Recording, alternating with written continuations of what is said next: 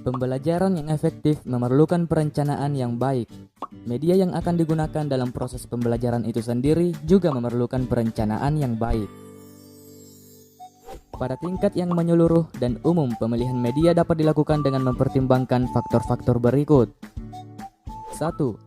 Hambatan pengembangan dan pembelajaran yang meliputi faktor-faktor dana, fasilitas, dan peralatan yang tersedia, waktu yang tersedia atau waktu mengajar dan pengembangan materi dan media, sumber-sumber yang tersedia atau manusia dan material. 2. Persyaratan isi, tugas, dan jenis pembelajaran. Isi pelajaran beragam dari sisi tugas yang ingin dilakukan siswa, misalnya penghafalan, penerapan keterampilan, pengertian hubungan-hubungan, atau penalaran dan pemikiran tingkat yang lebih tinggi. Setiap kategori pembelajaran itu menuntut perilaku yang berbeda-beda, dan dengan demikian akan memerlukan teknik dan media penyajian yang berbeda pula. 3. Hambatan dari sisi siswa dengan mempertimbangkan kemampuan dan keterampilan awal, seperti membaca, mengetik, dan menggunakan komputer, serta karakteristik siswa lainnya. 4.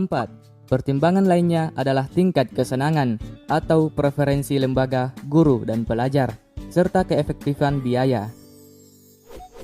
Pemilihan media sebaiknya juga mempertimbangkan sebagai berikut. 1. Kemampuan mengakomodasikan penyajian stimulus yang tepat, visual dan audio. 2.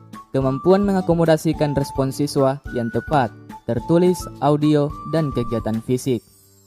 3. Kemampuan mengakomodasikan umpan balik.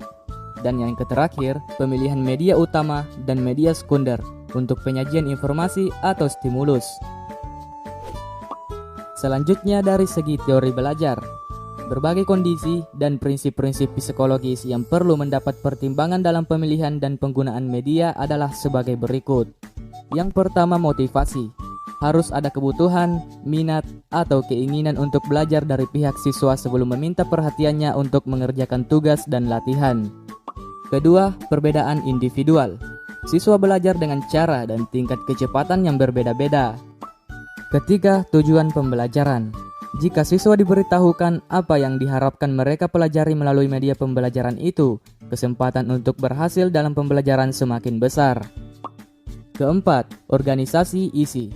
Pembelajaran akan lebih mudah jika isi dan prosedur atau keterampilan fisik yang akan dipelajari diatur dan diorganisasikan ke dalam urutan-urutan yang bermakna. Kelima, persiapan sebelum belajar. Siswa sebaiknya telah menguasai secara baik pelajaran dasar atau memiliki pengalaman yang diperlukan secara memadai yang mungkin merupakan persyarat untuk penggunaan media dengan sukses. Keenam adalah emosi.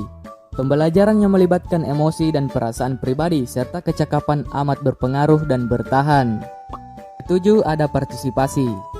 Agar pembelajaran berlangsung dengan baik, seorang siswa harus menginternalisasi informasi dan tidak sekedar diberitahukan kepadanya. Kedelapan, umpan balik.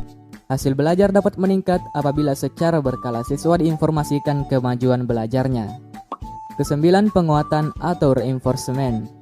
Apabila siswa berhasil belajar, ia didorong untuk terus belajar. Yang ke-10, latihan dan pengulangan. Sesuatu yang baru jarang sekali dapat dipelajari secara efektif hanya dengan sekali jalan. Yang terakhir adalah penerapan. Hasil belajar yang diinginkan adalah meningkatkan kemampuan seseorang untuk menerapkan hasil belajar pada masalah atau situasi baru. Untuk itu, ada beberapa kriteria yang patut diperhatikan dalam memilih media. 1. Sesuai dengan tujuan yang ingin dicapai. 2. Tepat untuk mendukung isi pelajaran yang sifatnya fakta, konsep, prinsip, atau generalisasi. 3. Praktis, luwes, dan bertahan. 4. Guru terampil menggunakannya. 5. Pengelompokan sasaran. Dan yang terakhir adalah mutu teknis. Itu dia tadi beberapa ulasan terkait dasar pemilihan media pembelajaran yang efektif dan efisien.